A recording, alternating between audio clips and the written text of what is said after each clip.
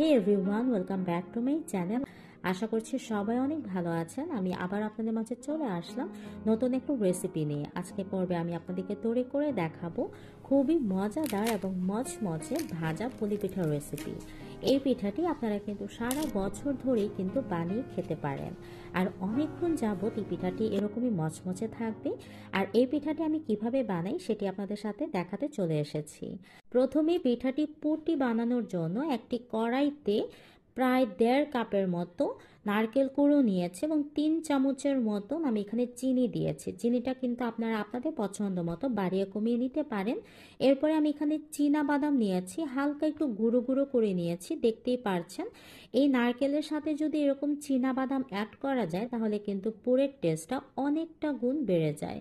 এভাবে কিন্তু আমি হালকা করে একটু ম্যাশ করে নিয়েছি, একদমই গুঁড়া করা যাবে না বেশি, দেখতেই পারছেন একটু দানা দানা থাকবে। সেই পর্যায়ে কিন্তু বাদামগুলোর সাথে নারকেলটা মিক্স করে নিতে হবে। আর যেহেতু চিনি দিয়েছি, চিনিটা মেল্ট হতে হতে দেখতে পারবে নারকেলগুলো খুবই নরম হয়ে আসছে আর কালার কিন্তু একদমই চেঞ্জ হয়ে এসেছে।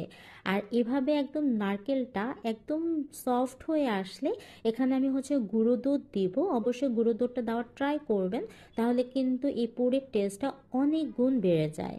আপনারা হাতের কাছে যদি গুঁড়ো দুধ না থাকে তাহলে স্কিপ করতে পারেন, বাট গুঁড়ো দুধটা যদি হাতের কাছে থাকে অবশ্যই কিন্তু দেওয়ার ট্রাই করবেন। আমার পিঠার ভেতরে পুরটা কিন্তু একদমই রেডি হয়ে গিয়েছে। আমি এটি বাটিতে উঠিয়ে রাখছি। আর সেই কড়াইতেই আমি এখানে 2 কাপের মতো পানি দিয়েছি। পানিটা ভালো করে বলক উঠে আসলে লবণ এখানে অ্যাড করে দিয়েছি। এরপরে আমি বড় চামচ দিয়ে 1.5 চামচের মতন আমি এখানে চালের গুঁড়ি নিয়েছি এবং 3.5 চামচের মতো ভরে ভরে ময়দা দিয়ে দিয়েছি। অবশ্যই কিন্তু চালের গুঁড়ি আর ময়দাটা একসাথে মিক্স করবেন, তাহলে কিন্তু পিঠার টেস্টটাও ভালো আসবে আর খুবই ক্রিস্পি হবে এবং পিঠাটা বানানো হয়ে গেলে ভেঙে যাবে না। দেখতেই পারছেন ময়দার চালের গুঁড়োটা পানিটার সাথে ভালো করে মিক্স করে আমি ঢাকনা দিয়ে প্রায় 5 মিনিটের জন্য রেস্টে রেখে দিয়েছিলাম। এরপরে কিন্তু আমার ডোটা একদমই পারফেক্টভাবে রেডি হয়ে গিয়েছে। আমি নামিয়ে নিচ্ছি এবং সুন্দর করে আমি একটু সময় নিয়ে হাত দিয়ে মথে নিচ্ছি। দেখতেই পারছেন খুব সুন্দর করে কিন্তু এভাবে মথে নিলে পিঠার ডোটা কিন্তু পারফেক্টভাবে রেডি হয়ে যাবে। আর পিঠাটা খুবই স্মুথ এবং খুবই পারফেক্ট হতে গেলে এই মথে নেওয়াটা কিন্তু একটু সুন্দর করে সাবধানতার মাধ্যমে মেখে নিতে হবে। এখন ডোটা ভালো করে হাত দিয়ে মাখা হয়ে গেলে এটা যখন রেডি হয়ে যাবে, আমি এখানে হালকা একটু ময়দা নিয়ে সুন্দর করে কিন্তু ডোটা একটা রুটির মতন শেপ করে বেলে নিচ্ছি। দেখতেই পারছেন বেশি মোটাও করা যাবে না এবং বেশি পাতলাও কিন্তু করা যাবে না। বড় করে একটা রুটি বেলে আমি একটা মিডিয়াম সাইজের একটি বাটি নিয়েছি, যে বাটির শেপ করে আমি গোল গোল করে লুচির আকৃতি করে কেটে নেব। আর সেই শেপগুলো দিয়ে কিন্তু আমি ছোট ছোট পুলি পিঠা বানিয়ে নেব। আর দেখতেই পারছেন অবশ্যই কিন্তু রুটিটা একদমই বেশি পাতলা করা যাবে না। আমরা যে পরিমাণ রুটি খেয়ে থাকি তার থেকে একটু মোটা যাতে হয় সেদিক দিয়ে খেয়াল রাখবেন। আর বেশি পাতলা হয়ে গেলে কিন্তু এটা ভেঙে যাওয়ার একটা সম্ভাবনা থাকবে, আর বেশি মোটা হয়ে গেলেও কিন্তু ক্রিস্পিনেসটা আসবে না। সো সেদিকে খেয়াল রেখে যেভাবে আমি দেখাচ্ছি সেরকম করেই যাতে রুটিটা হয়, তাহলে কিন্তু খুবই পারফেক্টভাবে আপনাদের পিঠাটি ক্রিস্পি হবে। দেখতেই পারছেন আমি ছোট একটি বাটির মাধ্যমে এভাবে ছোট ছোট লুচি করে কেটে নিয়েছি। আর আপনাদেরকে পুরুত্বটা একটু দেখিয়ে দিব যে কিরকম করে হয়েছে। আর আমরা কিন্তু এভাবে বড় একটি রুটি বেলে প্রায় 5টার মতন পিঠার ডাইস পেয়ে যাচ্ছি, দেখতেই পারছেন। আর যে এক্সট্রা সাইজগুলো আছে সেগুলো উঠিয়ে কিন্তু আমরা আবারও এগুলো দিয়ে রুটির মতন করে বেলে নেব। দেখতেই পারছেন এভাবে আমি 5টা রুটির মতন লুচির আকৃতি করে কেটে নিয়েছি। আর পুরুত্বটা দেখে হয়তো আপনারা বুঝতেই পারছেন, পিছন দিয়ে কিন্তু আমার হাতটা দেখা যাচ্ছে, দ্যাট মিনস এই পিঠাটি অনেক বেশি মোটা হয়ে যায়নি। এখন আমি পিঠাগুলো বানানোর জন্য এখানে একটি পুলি পিঠার ডাইস নিয়ে নিয়েছি, যেটা আপনারা যে কোনো সুপার শপে পেয়ে যাবেন। আমি হালকা করে একটু তেল ব্রাশ করে নিয়েছি, যাতে পিঠাটা যখন আমি বানাবো এবং যখন এটা খুলবো সেটা যাতে একদম খুব ইজিলি খুলে আসে, একদম লেগে না যায়।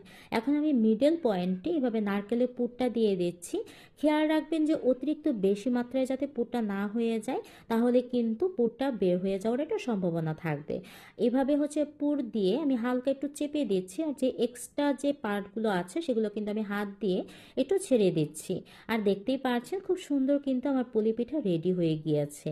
খুবই সহজ ওয়েতে আপনাদেরকে আমি দেখিয়ে দিলাম কিভাবে আপনারা খুব সহজে এভাবে ভাজা পুলি তৈরি করে নিতে পারেন। আর এভাবে কিন্তু সবগুলো পিঠা বানিয়ে আপনারা কিন্তু প্রায় মাসখানেকের জন্য ডিপ ফ্রিজে সংরক্ষণ করে রেখে দিতে পারেন।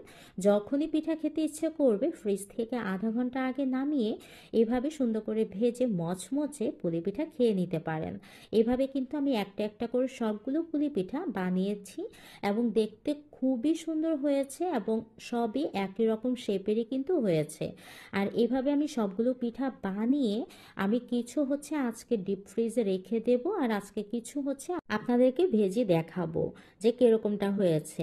এখানে একটি ফ্রাই প্যানে আমি পর্যাপ্ত পরিমাণ তেল নিয়েছি। তেলটা ভালো করে গরম হয়ে আসলে আমি মিডিয়াম টু লোতে রেখে একটা একটা করে কিন্তু আমি পিঠা এখানে ঢেলে দেব। আর যখনই তেলটা গরম হয়ে আসবে তখনই কিন্তু চুলার আঁচটা মিডিয়াম টু লোতে করে দিবেন, যাতে পিঠাগুলো ভাজার জন্য পর্যাপ্ত পরিমাণ সময় পায় আর সুন্দর করে একটি গোল্ডেন ব্রাউন কালার চলে আসতে পারে। আর অবশ্যই কিন্তু তেলটা গরম হয়ে আসলেই পিঠাগুলো ছেড়ে দিবেন, তাহলে দেখা যাবে ক্রিস্পিনেসটা একদমই বজায় থাকবে। আর এই পিঠাগুলো বানাতে গেলে একদমই তাড়াহুড়া করা যাবে না। আর যদি চুলের আঁচটা অনেক বেশি বাড়ানো থাকে তাহলে কিন্তু দেখা যাবে পুড়ে যাওয়ার একটা সম্ভাবনা থাকবে, আর ক্রিস্পিনেসটাও কিন্তু আসতে যাবে না। দেখতেই পারছেন আমার হালকা হালকা করে কালার চলে আসলে আমি হচ্ছে এপিট ওপিট করে উল্টিয়ে দিচ্ছি যাতে সবগুলোর দিকে আমার কালার আসতে পারে। আর এভাবে কিন্তু ভাজার এক পর্যায়ে দেখতে পারবেন পিঠাগুলো কিন্তু খুবই ফুলকো হয়ে আসছে। আর একটু খেয়াল করলেই হয়তো দেখতে পারছেন আমার একটি পিঠাও কিন্তু ভেঙে যাচ্ছে না, কারণ আমি ময়দার সাথে চালের গুঁড়িটা অ্যাড করেছিলাম। আর এভাবে কিন্তু আমার সবগুলো পিঠা গোল্ডেন ব্রাউন কালার হয়ে আসলে একটা একটা করে আমি উঠিয়ে নিচ্ছি। আর যে পিঠাগুলো ভাজা ছিল না সেগুলো আমি সেমভাবেই দিয়ে দিচ্ছি। আর এভাবে কিন্তু আমার সবগুলো পিঠা আমি সেমভাবে গোল্ডেন ব্রাউন কালার হয়ে আসলে আমি একে একে উঠিয়ে নিচ্ছি। তো হয়ে গেল খুবই মজাদার ভাজা পুলি পিঠা। খুবই সহজভাবে আপনাদেরকে আমি বানিয়ে দেখালাম যে কিভাবে আপনারা খুব সহজ ওয়েতে কিছু নারকেল আর হচ্ছে বাদাম থাকলে এরকম মজাদার পুলি পিঠা ঘরে তৈরি করে ফেলতে পারেন। আর আওয়াজ শুনে হয়তো বুঝতেই পারছেন পিঠার ক্রিস্পিনেসটা কতটা পারফেক্ট হয়েছে। আশা করছি আজকে পিঠার রেসিপিটি আপনাদের কাছে অনেক বেশি ভালো লেগেছে। আর যদি ভালো লেগে থাকে তাহলে আমার চ্যানেলটাকে সাবস্ক্রাইব করে বেল বাটনটা অন করে দিতে পারেন। আজকে এই পর্যন্ত বিদায় নিচ্ছি, আবার হয়তো দেখা হবে নেক্সট কোনো ভিডিওতে। সে পর্যন্ত ভালো থাকবেন। আল্লাহ হাফিজ।